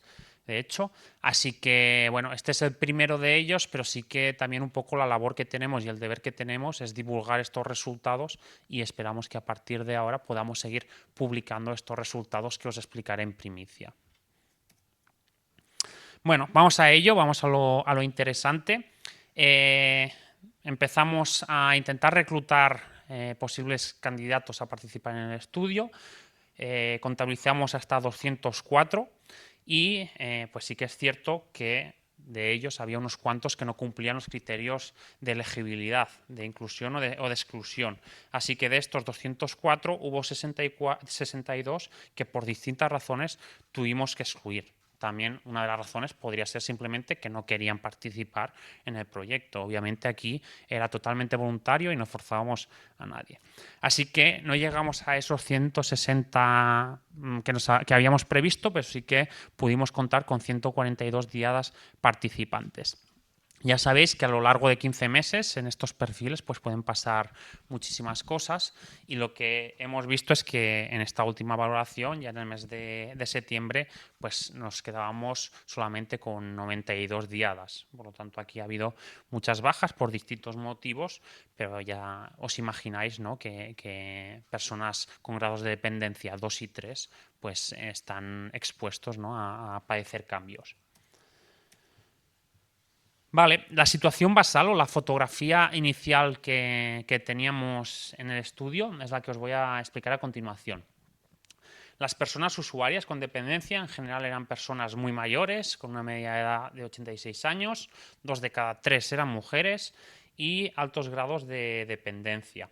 En muchos casos no había estudios y en casi la mitad eran personas viudas, por lo tanto ya la compañía aquí se podía ver limitada.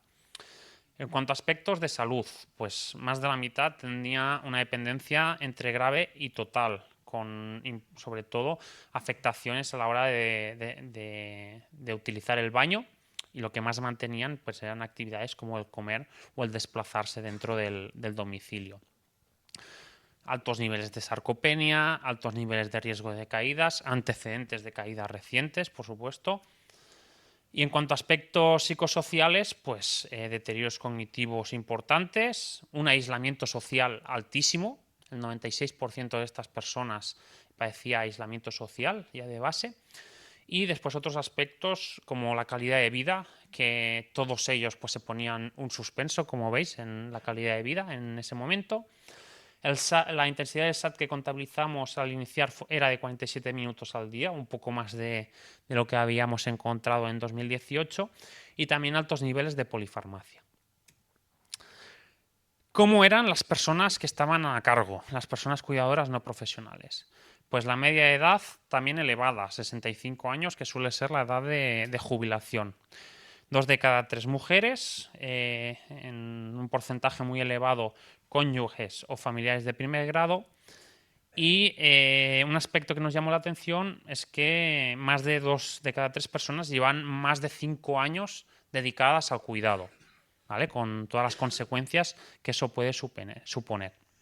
¿Vale? Y otro dato interesante es que casi el 90% de ellas no tenían formación previa en cuidados. Así que por lo menos dijimos, bueno, quizá vamos bien, ¿no? Planteando esta formación a estas personas. En cuanto a aspectos de salud, personas cuidadoras no profesionales, 1 de cada 5 ya era frágil, ¿vale? Y también altos niveles de comportamiento sedentario en todas ellas, sobrecarga intensa en la mitad de ellas y una experiencia con los cuidados profesionales también relativamente baja, ¿vale? Es la percepción que tenían estas personas sobre los cuidados que recibían sus familiares, desde el ámbito social y desde el ámbito sanitario, recalcando un bajo apoyo a la persona cuidadora y esta baja educación que reciben. Vale, pues vamos ahora a ver qué ha sucedido después de 15 meses de aplicar esta intervención con este grupo control y este grupo intervención. Y me paro primero con el tema de el deseo de institucionalización, que ya hemos dicho que sería la variable principal de este proyecto. Si veis la incidencia acumulada de deseo de institucionalización en un grupo y otro, veréis que en el grupo control fue del 42% y en el grupo refuerzo del 14%. ¿Vale? Y aquí hemos encontrado diferencias estadísticamente significativas. ¿Vale? Por lo tanto, que aquí ya ponemos otro de los titulares. ¿Sí? Este tipo de intervención multicomponente pues, ha permitido ver reducido el deseo de institucionalización en las personas que participaban o que recibieron esta intervención. Sí que no queríamos ser oportunistas y quedarnos en eso, así que bueno, hicimos un análisis también de otros aspectos, como por ejemplo el ingreso final, ¿vale? Lo que ha supuesto el ingreso final, pero sabiendo pues, que aquí puede haber gente que sigue teniendo este deseo de institucionalización, pero puede estar en la lista de espera. Por lo tanto, no consideramos que sean resultados pues bueno, tan sólidos como el del deseo. Y aquí vemos que la incidencia acumulada del grupo control sigue siendo mayor que la del grupo intervención o grupo refuerzo, en este caso 21% versus 13%. ¿Vale? En este caso no nos aparecen diferencias estadísticamente significativas. Seguramente necesitaríamos hacer un seguimiento a más tiempo para encontrarlas o tener una muestra mayor, pero sí que vemos que la incidencia acumulada pues sí que es mayor en el grupo que no recibió esta intervención. Y aquí se representan gráficos que quizás se visualiza más. En el grupo control, pues ya veis que hay mucha diferencia, ¿no? En cuanto al deseo de ingreso en residencia respecto al grupo intervención, que recibieron esta intervención que, repito, constaba de la intensificación del SAT, la formación de las personas cuidadoras no profesionales y esta mirada de flexibilidad y autoorganización en el trato, ¿vale? Si veis a la derecha de la pantalla, abajo a la derecha, veis una medida que es el hazard ratio y aquí sale 0,32. Esto significa, si fuese 1, significaría que el riesgo es igual en un grupo que en otro. Si fuese 0,5, significaría que el riesgo en el grupo de intervención sería la mitad. Pues por lo que vemos, el riesgo es casi un 70% menos en el grupo intervención que en el grupo control. Por lo tanto, son valores realmente impactantes, ¿vale? Os pongo el resto de gráficas también para que veáis un poco lo que os comentaba antes. Quizá en la gráfica el ingreso en residencia como tal pues no se ve tanto las diferencias, pero sí que si miráis el hazard ratio este de abajo a la derecha, pues veis que en cuanto al ingreso como tal, que las personas que empezaron el estudio ya están en la residencia, pues sí que veis que este riesgo es un 25% menor en el grupo intervención que en el control, ¿vale? Así que, bueno, empezamos fuertes, pero no nos quedamos aquí, porque vamos a dar respuesta también a los otros objetivos, ¿vale? En cuanto a las personas usuarias con dependencia, ¿qué encontramos? Pues bueno, aquí lo que encontramos es que son personas que ya partían de un grado de dependencia 2 o 3, por lo tanto ya tenían un estado de salud, un estado cognitivo, un estado funcional pues alterado, y lo que vemos es que ha evolucionado su estado o ha ido empeorando en ambos grupos, ¿vale? En ambos grupos el estado de fragilidad ha ido empeorando, en ambos grupos el deterioro cognitivo se ha ido acentuando también. Os hablo aquí también de datos estadísticamente significativos, ¿eh? No es solamente la gráfica, sino que aquí se confirma de manera estadísticamente significativa. La capacidad funcional medida con el Bartel también ha decrecido en ambos grupos. Los grados de sarcopenia han aumentado en ambos grupos. El riesgo de caídas se ha mantenido más o menos. Aquí no ha habido cambios.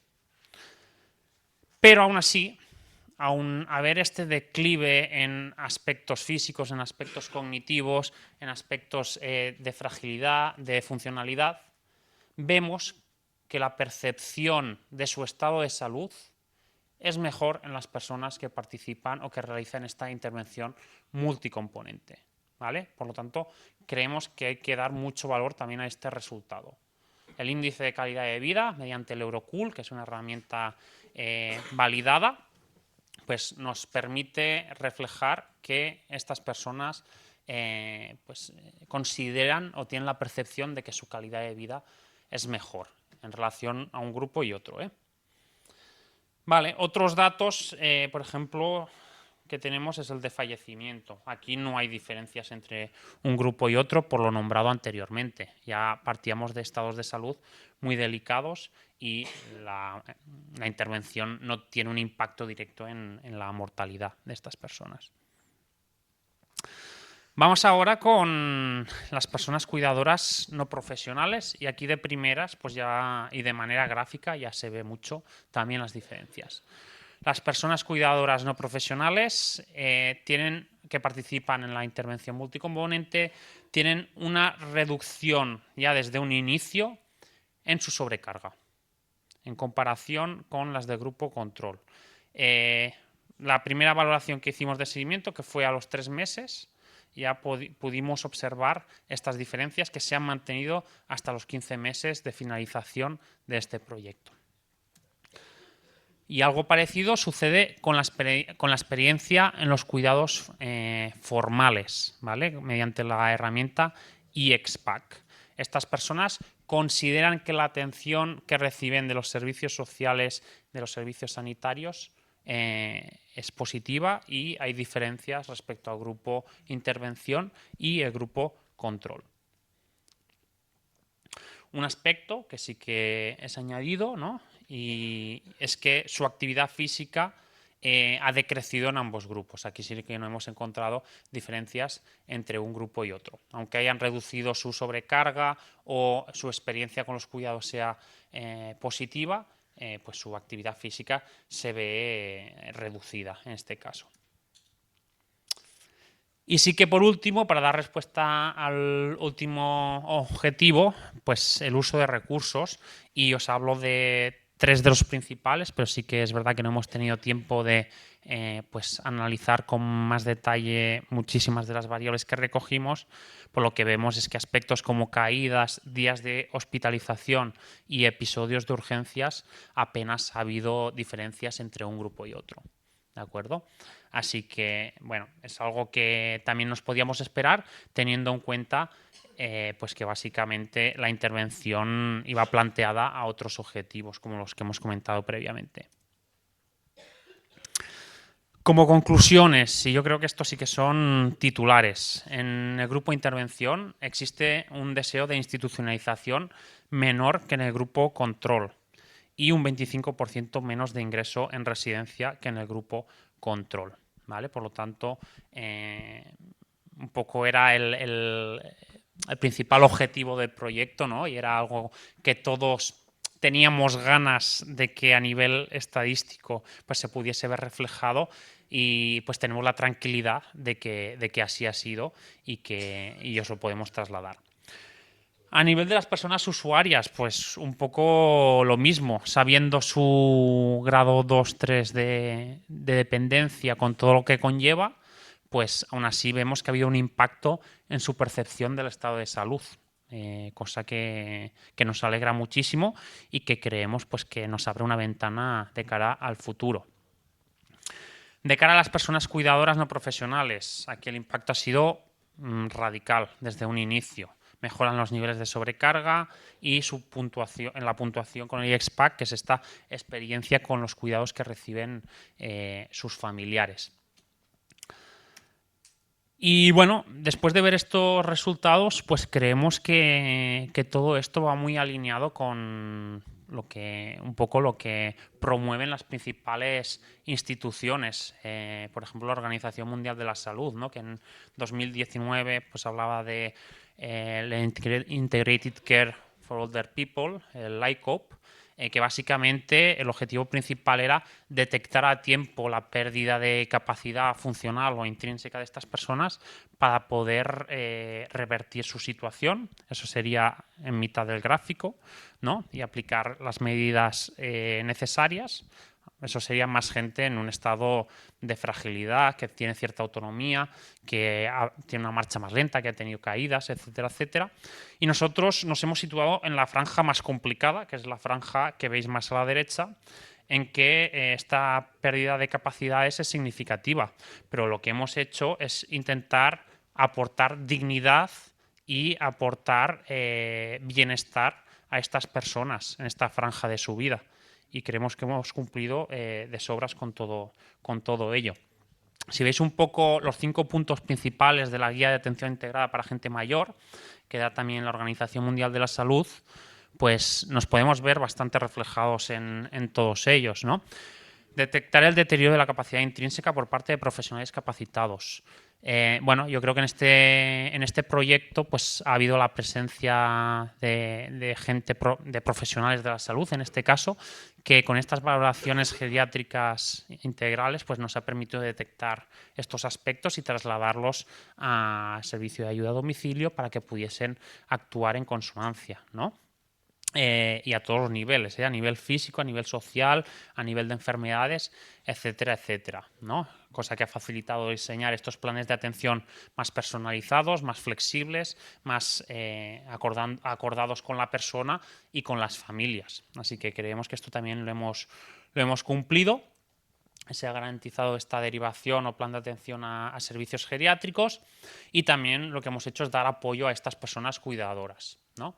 Quizá el siguiente paso, ¿no? Pues sería activar más todo el aspecto comunitario, pero ya eso sería otro proyecto. Creemos que hasta el momento pues, hemos hecho suficiente y bueno, personalmente pues contento de poderos trasladar estos resultados después de 15 meses de mucho trabajo, en que mucha gente ha participado y que realmente pues, el poder plasmarlo yo creo que hace que tengamos que estar todos satisfechos. Así que muchas gracias.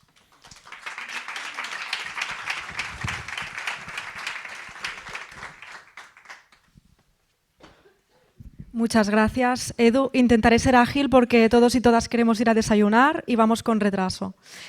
Antes de empezar con las diapositivas que os voy a enseñar, quiero agradecer públicamente hoy a todas las familias que desde Reus y Manresa han colaborado, también por la parte de Navarra, pero hablo hoy, ahora, por la parte de Cataluña, porque nos han abierto las puertas de su casa, porque nos han explicado cosas muy íntimas de su vida, porque hemos ido muchas veces a su domicilio y eso es inevitable, han compartido cosas íntimas con nosotros y nosotras y además es que están pasando por momentos complicados, porque no olvidemos que son personas de edad avanzada, generalmente, con mucha dependencia, con grandes necesidades y con necesidades cambiantes, con lo cual eso afecta a su día a día y por lo tanto nos hemos tenido que adaptar al entrar también en sus domicilios y ser muy precavidos y precavidas en ciertos momentos.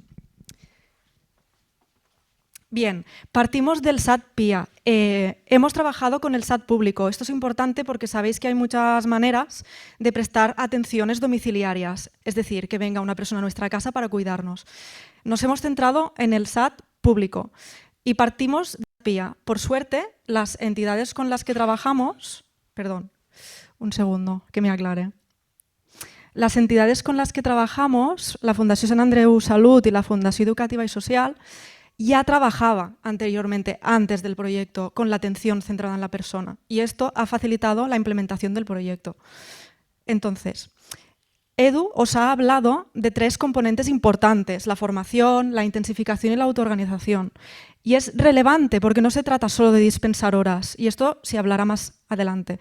Se trata también de organizarnos. Si yo voy a un domicilio como profesional y resulta que está la hija también proveyendo unos cuidados, no vamos a hacer las mismas tareas, vamos a organizarnos, porque no se trata tampoco de perder el tiempo, ¿no?, sino de que estas horas realmente tengan un sentido en nuestro día a día. Por lo tanto, la autoorganización horaria y flexible aquí ha sido clave, pero muy clave. ¿De qué nos quejábamos antes el sector de la atención domiciliaria? Generalmente, por lo que yo he podido conocer, nos quejábamos del tiempo de atención, que no era suficiente. También nos quejábamos del acompañamiento personalizado a la persona cuidadora principal, que quizás no teníamos el tiempo que querríamos tener en ese momento para poderle proveer ese acompañamiento. Nos quejábamos también de la estabilidad de los profesionales de referentes, ¿no?, rotación de personal, etcétera. El hecho de tener pocas horas de atención cada persona implica a veces, para cuadrar horarios, ¿no?, pues, dificultades. Y, por último, el apoyo y traspaso de información. Es complicado, ¿no?, teniendo esas pocas horas que se tenían antes con la ley de dependencia, poder articular todo esto. Bien. ¿Qué hemos visto a nivel de coordinación y de gestión? Y esto lo hablo por parte de las entidades, que después tendremos la oportunidad de contar con ellas en una mesa redonda y lo diréis vosotras con vuestras palabras. Yo solamente lo lanzo para poder contextualizar un poco. Hemos visto que la intensidad y distribución horaria de la atención ha sido de 2 maneras, agrupada o fragmentada. Y esto es porque las personas necesitamos cosas diferentes. Yo puedo necesitar que vengas de 9 a 11, pero otra persona puede necesitar que vayas a las 9, de 9 a 10 y después de 6 a 7, porque cada uno tiene sus necesidades. Aquí el SAT se ha adaptado todo lo que ha podido para poder hacer esto de esta forma, de manera flexible. También ha habido una continuidad asistencial, generalmente con el SAT PIA, y si no, corregidme si me equivoco o después en las mesas redondas, es delicado el tema de continuar la atención domiciliaria en los hospitales. Sabéis que las personas de edad avanzada, cuando tienen pluripatologías, muchas patologías a la vez, multimorbilidad, etcétera, es fácil que vayan al hospital porque han tenido un problema de salud sobrevenido. ¿Qué pasa si la persona referente del SAT no va al hospital? Es más fácil que la persona se pueda desorientar, es más fácil que la persona cuidadora principal pueda tener sobrecarga, y con el proyecto, con varias personas usuarias, se ha podido continuar esta atención gracias a tener mayores horas de atención, ¿no?, a tener simplemente más cantidad de atención y, por supuesto, gracias a la coordinación y articulación y gestión de todos los recursos humanos que han hecho las entidades. Bien, en tercer lugar, la estabilidad de las jornadas. Si yo tengo 8 personas por atender al día, que suele suceder con pocas horas de atención, probablemente yo como trabajadora tendré, pues, cansancio, sobrecarga, porque me voy a desplazar a 1000 domicilios en un día, ¿vale? Y probablemente tendré una jornada poco estable. Sin embargo, con la intensificación de estas horas de atención se han podido estabilizar más las jornadas y reducir también desplazamientos de estas personas. Hay que recalcar que las entidades con las que trabajamos ya trabajaban en esta línea, zonificando y haciendo cosas en pro también de las personas trabajadoras y no solo de las familias. En cuarto lugar, la transferencia de información. Al tener más horas de intensificación y más facilidad de autoorganización, la información con las trabajadoras y trabajadores también se ha facilitado en este sentido, lo cual es muy importante para podernos organizar en el día a día y planificar los cuidados. ¿Qué ha sucedido a lo largo de la intervención? Lo que ha sucedido es que se ha personalizado el servicio. No es que antes no lo fuera, sino que ha podido, en ciertos casos, mejorar gracias a tener más horas. Y hay que agradecer también el esfuerzo que han hecho las entidades locales, los ayuntamientos, porque en todos los casos que se ha podido, se ha equiparado el servicio de domicilio PIA del que partían para equipararlo a la intensificación de SAT, que con el proyecto ha tenido que finalizar porque ha finalizado el presupuesto. Bien, hemos hecho un plan de escalado, que también se tratará más adelante en una mesa. ¿Para qué? Para transferir, para replicar y escalar todo lo que hemos hecho y lo que hemos aprendido. Las dos entidades han hecho 2 guías. ¿Para qué? Para que las personas que coordinan y que gestionan, si vienen personas nuevas a nuestro equipo, puedan tenerlo a mano en el momento en el que sea necesario.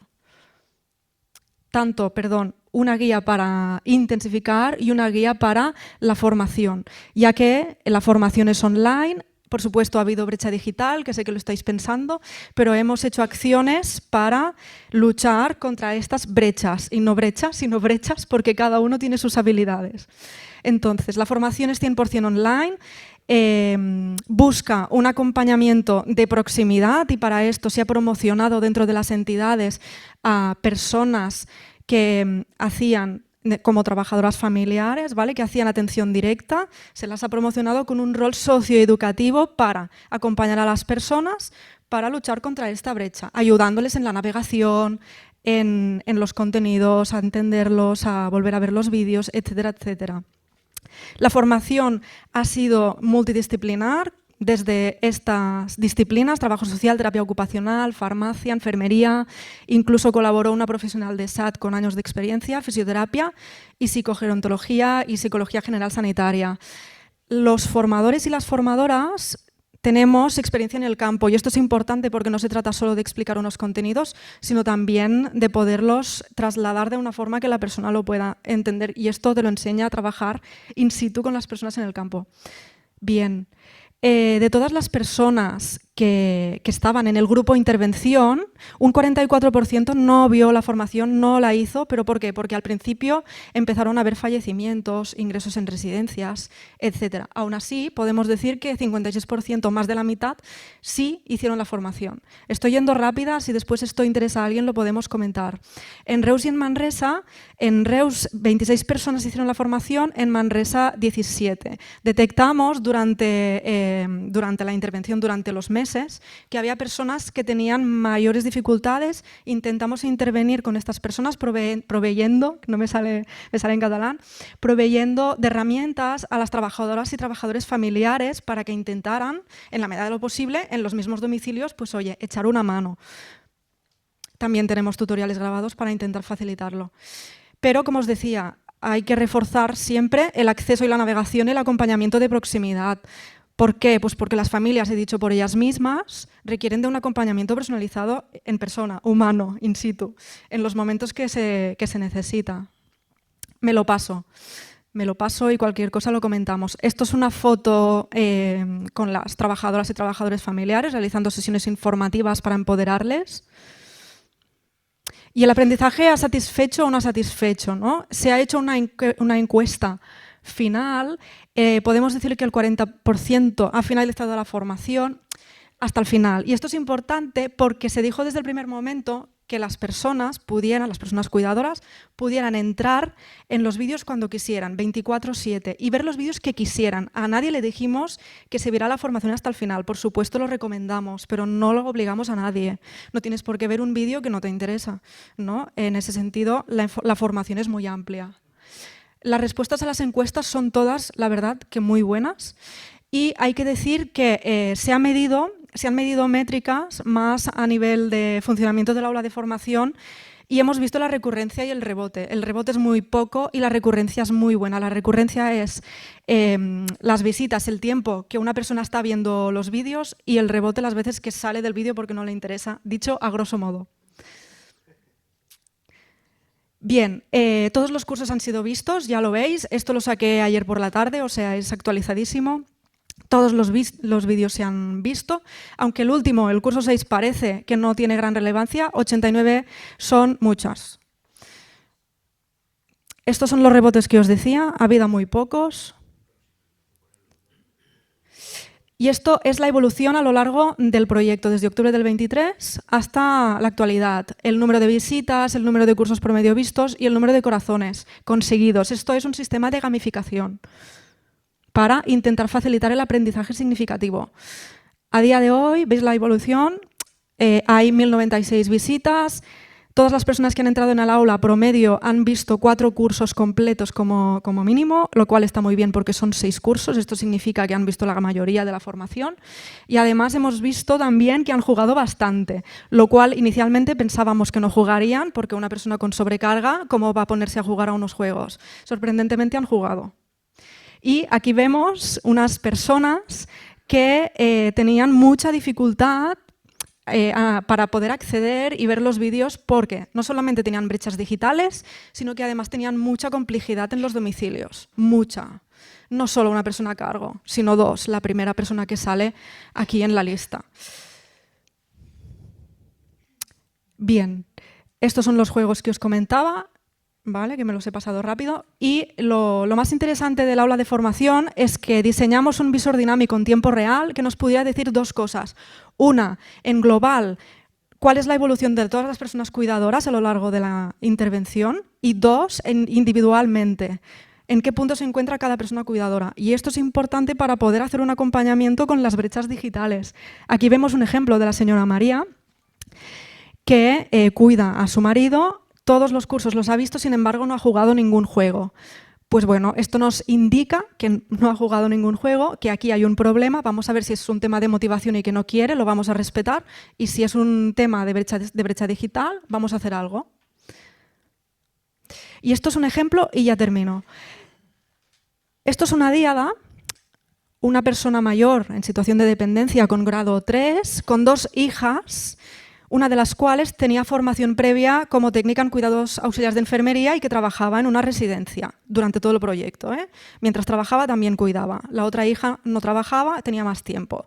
Las 2, una organización espectacular que ya me hubiera gustado a mí tenerla en su momento en mi familia. Es muy difícil de conseguir esta organización, tenían mucha complicidad y el caso es que la hija que tenía formación previa, inicialmente nos dijo, no, yo la formación no la voy a hacer porque yo ya tengo, lo cual es muy respetable. Sin embargo, la otra hermana la motivó para hacerla y la completó hasta el final. La segunda hija, que es la que os digo que no trabajaba, no la pudo completar por temas sobrevenidos porque la persona usuaria empezó a empeorar por temas de salud que no estaban, por supuesto, bajo el control de la intervención. Entonces, esta díada resulta que tenía 8 horas semanales antes del proyecto y con el proyecto le pudieron incrementar hasta 19 horas semanales. Este caso es un caso real de Reus. Y no se le incrementaron más horas en concreto porque ya había mucha colaboración de las hijas, porque realmente no era necesario. Se incrementaron las horas que fueron realmente necesarias y explicado directamente por parte de las hijas. En ese caso ya no hacían falta más y ellas no lo querrían porque no querían dejar de desempeñar su rol como persona cuidadora, lo cual también es muy respetable. Bien, importante, esta persona falleció hace pocos meses, falleció en casa como ella quería y fue gracias al esfuerzo de las entidades, fue gracias al esfuerzo de las trabajadoras familiares y trabajadores familiares y fue gracias, por supuesto, a la familia. En el canal de YouTube tenéis testimonios para poderlos ver cuando queráis. Hay una lista específica con estos testimonios, ahora no los pondremos. Y esto es una mesa redonda que os invito a que veáis, muy interesante, de la anterior jornada técnica que hicimos en Manresa. Y hasta aquí. Os invito a que vayamos al café y que podamos descansar. Muchas gracias.